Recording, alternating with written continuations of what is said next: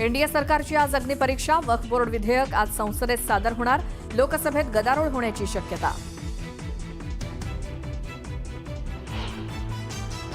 आज लोकसभेत सादर होणाऱ्या वक्फ सुधारणा विधेयकासाठी भाजप आणि काँग्रेसबरोबरच शिवसेनेकडूनही खासदारांना व्हीप. तर विधेयकाला वस्तुस्थितीच्या आधारे विरोध करणार इंडिया आघाडीची भूमिका.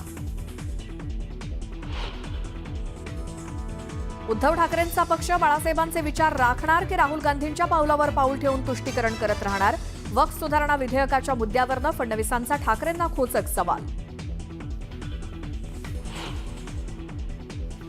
वित्त विभागाच्याही फाईल उपमुख्यमंत्री एकनाथ शिंदेंकडे जाणार. दोन्ही उपमुख्यमंत्र्यांना फाईल्सबाबत समान अधिकार देत मुख्यमंत्र्यांनी काढला तोडगा.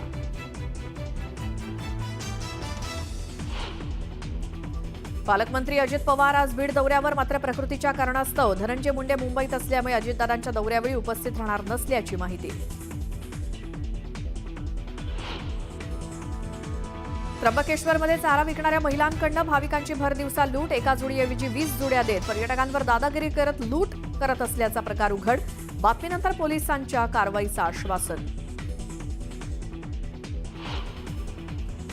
बीडमध्ये विनाअनुदानित आश्रमशाळेतील शिक्षकांची अजित पवारांसमोर घोषणाबाजी. संतप्त शिक्षकांनी घोषणाबाजी करत जिल्हाधिकारी कार्यालयासमोर रस्ता अडवला.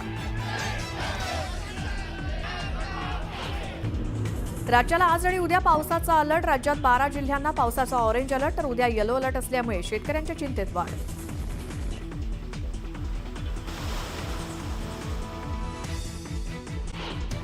नाशिकच्या त्र्यंबकेश्वर इथे येणाऱ्या पर्यटकांची भर दिवसा लूट होत असल्याचं समोर आलंय. मंदिराच्या परिसरात चारा विकणाऱ्या महिलांकडून पर्यटकांची लूट केली जाते. काड्यांचा चारा असलेली एक जुडी 10 रुपयाला सांगून पर्यटकांच्या हातामध्ये 20 जोड्यांचा गठ्ठा दिला जातो. पर्यटक त्या 20 जोड्यांच्या गठ्ठ्याला एकच जोडी समजून गाईला खायला देतात. नंतर या महिला पर्यटकांकडे 20 जोड्यांचे 200 रुपये मागतात.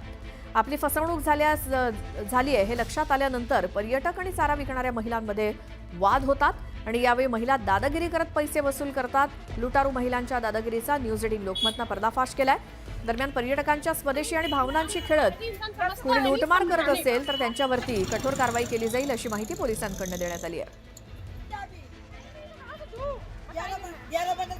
लक्ष्मण घाटोळ आमचे प्रतिनिधी आपल्या सोबत आहेत. लक्ष्मण, त्र्यंबकेश्वर मंदिराच्या आसपास गायींना चारा घालण्यासाठी या ज्या काही महिला चारा विकतात, काय प्रकार त्यांच्याकडनं कधीपासून सुरू आहे?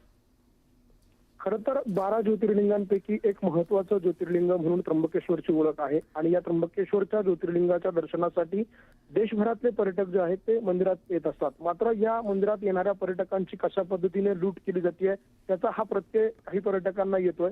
मंदिराच्या बाहेरच्या परिसरामध्ये अर्थात नगर परिषदेचा जो परिसर आहे त्या परिसरामध्ये काही महिला स्वतः काही गायी घेऊन येतात, काही जनावरं त्या ठिकाणी बांधतात आणि त्या जनावरांना चारा खाऊ घातल्यानं आपल्याला पुण्य मिळेल अशा प्रकारची एक भावना जी आहे ती त्या पर्यटकांच्या मनामध्ये निर्माण करतात आणि त्या पर्यटकांना बळजबरी त्या घास खाऊ घालण्यासाठीची बळजबरी करतात. ज्या वेळेला हे पर्यटक 10 रुपयाचा घास मिळतोय, आपण जर तो घास गायींना खाऊ घातला आपल्याला पुण्य मिळेल अशा भावनेतून तो घास विकत घेतात. मात्र ज्या वेळेला हा घास ते पर्यटक या महिलांकडून विकत घेतात त्यावेळेला या महिला छोट्या छोट्या जोड्या ज्या आहेत त्याच्या 10 ते 15 जोड्यांचा गठ्ठा त्या पर्यटकांच्या हातात देतात आणि ज्या वेळेला हा पर्यटक ह्या जोड्या ज्या आहेत त्या गायींना खाऊ घालतो त्यावेळेला या पर्यटकाला सांगितलं जातं की तुमच्या हातात दिलेल्या जोड्या ज्या आहेत त्या 20 जोड्या होत्या आणि या 20 जोड्यांचे 200 रुपये झालेले आहेत.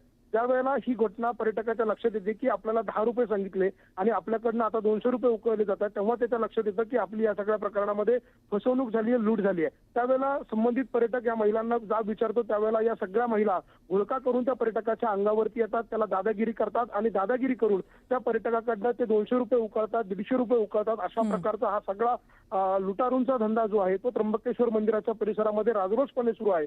आता या सगळ्या प्रकरणावरती अंकुश कोण मिळणार तर नगर परिषदेची विशेषतः या सगळ्या प्रकरणामध्ये जबाबदारी आहे की हे जनावरं नेमकी हे इथे कोण आणतात, हे लोक अशा पद्धतीने जर पर्यटकांची फसवणूक करत असेल तर त्यांच्यावरती कारवाई करण्याचे अधिकार ह्या त्र्यंबकेश्वर नगर परिषदेकडे आहे. मात्र या सगळ्या प्रकरणामध्ये आता पोलिसांनी या कारवाईला दुजोरा दिलेला आहे. ही लुटारूंची टोळी जी आहे त्यांच्यावर कारवाई करण्याचं आश्वासन पोलिसांनी दिलेलं आहे. मात्र पर्यटकांच्या भावना देखील संतप्त आहेत की अशा पद्धतीने आम्ही ज्यावेळेला देवदर्शनाला येतो तेव्हा मात्र आमची अशा पद्धतीने जी लूट होती ही वाईट आहे, अशा प्रकारची भावना पर्यटकांमध्ये निर्माण होती. या सगळ्यामुळे त्र्यंबकेश्वर शहराचं नाव बदनाम होतं, अशा प्रकारची भावना देखील हे पर्यटक व्यक्त करतात. त्यामुळे अशा महिलांवरती ज्या पर्यटकांची लूट करताय अशा या महिलांवरती कठोर कारवाई करावी अशा प्रकारची मागणी आता पर्यटकांकडून केली जाते. बिलकुल लक्ष्मण, या सगळ्या माहितीसाठी धन्यवाद. तर हा सगळा प्रकार नेमका कसा सुरू आहे त्र्यंबकेश्वर मंदिर परिसरात पाहूयात.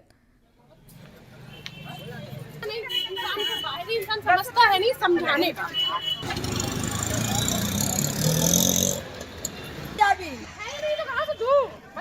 ग्यारह बंडल का 25 तो देगा कि नहीं देगा? हम चोरी नहीं करें। जो हमारे मेन दवा मांग रहे हम 3000 रुपये खरीद लाते नाची। अशा लोकांवर आम्ही आमच्या DPI प्रमाणे आम्ही कारवाई करताना ठेवलेली आहे. आणि जर का त्या पद्धतीने मोकाट गुरं त्या ठिकाणी फिरत असतील, या संदर्भात नगरपालिका प्रशासनाला देखील आम्ही पत्रव्यवहार करू. त्यांच्या सांगून देखील अशा मोकाट जनावरं फिरणार नाही ही पण एक दक्षता घेऊ. कारण आस्था श्रद्धा ह्या गोष्टी वेगळ्या बाजूला असतात, पण अशा प्रकारे त्या आस्थेच्या लोक जर कोणाला लूट करत असतील आणि त्र्यंबकेश्वर नगरीचं नाव बदनाम होत असेल आणि भाविकांमध्ये त्या प्रकारचं नाराजी किंवा एक प्रकार प्रशासन किंवा शहराविषयी वाईट मन असेल, तर त्यासाठी आम्ही पूर्ण कटिबद्ध आहोत की अशा प्रकारच्या भाविकांना कुठल्याही प्रकारे त्रास किंवा मनस्ताप होणार नाही, यासाठी प्रशासन पूर्णपणे कटिबद्ध आहे. वक्फ सुधारणा विधेयकाला शरद पवारांची राष्ट्रवादी काँग्रेस ही विरोध करणार आहे. इंडिया आघाडीच्या बाजूनं राष्ट्रवादी काँग्रेस शरद पवार पक्ष मतदान करणार आहे. राष्ट्रवादी शरद पवारांच्या पक्षाकडनं लोकसभेमध्ये खासदार निलेश लंके तर राज्यसभेत खासदार फौजिया खान बाजू मांडणार आहेत. दरम्यान काल दिल्लीमध्ये राष्ट्रवादी काँग्रेस शरद पवारांच्या पक्षाची एक महत्त्वाची बैठक पार पडली आणि या बैठकीत हे महत्त्वाचे निर्णय झाले असल्याची माहिती मिळते.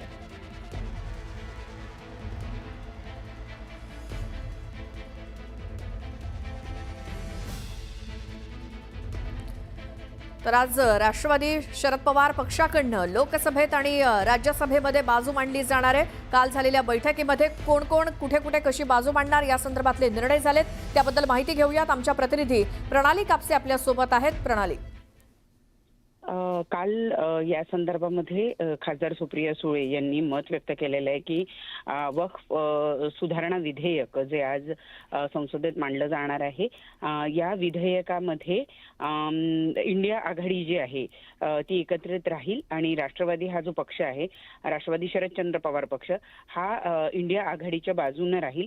आणि कुठेतरी त्यातूनच हे दृष्टिक्षेपात येत आहे की राष्ट्रवादी हा जो पक्ष आहे हा या वक्फ सुधारणा विधेयक जे आहे त्याला विरोध करणार आहे. आणि आज जेव्हा या विधेयकावर चर्चा होणं अपेक्षित आहे, तेव्हा राष्ट्रवादीच्या वतीनं राष्ट्रवादी शरदचंद्र पवार पक्षाच्या वतीनं या विधेयकाला विरोध केला जाईल.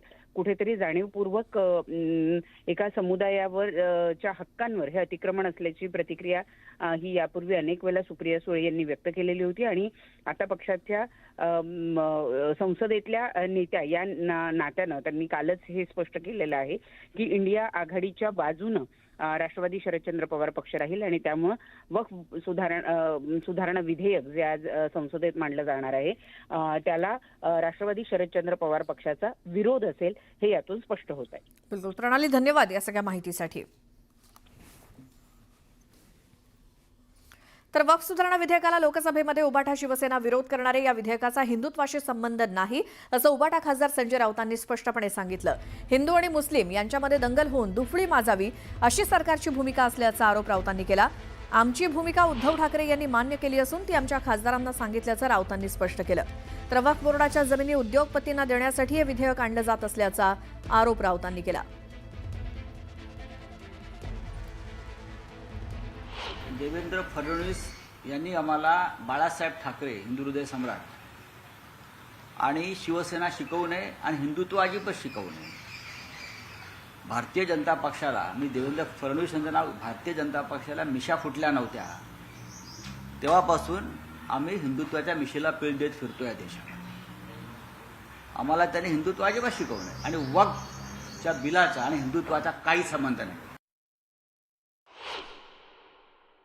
हे जे बिल आहे हे एक नॉर्मल बिल आहे. वक्फ बोर्डासंदर्भात जे बिल आलं आहे त्यात काही सुधारणा सरकार करू इच्छित आहे आणि त्या सुधारणांना या देशामध्ये फक्त मुसलमानांचा विरोध आहे असं नाही,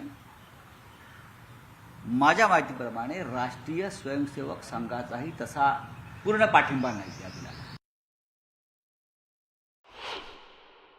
देवेंद्र फडणवीस असतील किंवा त्यांचे जे बगलबच्चे आहेत ते आता वक्फ बोर्डाच्या निमित्तानं जी बांग देत आहेत हा मूर्खपणा आहे.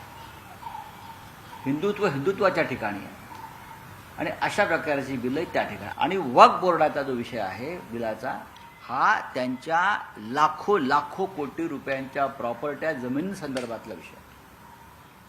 त्याच्यामध्ये कोणाला तरी घुसवून भविष्यामध्ये त्या प्रॉपर्ट्या आपल्या लाडक्या उद्योगपतींना देता येतील का, त्यासाठी ही झालेली ही पायाभरणी.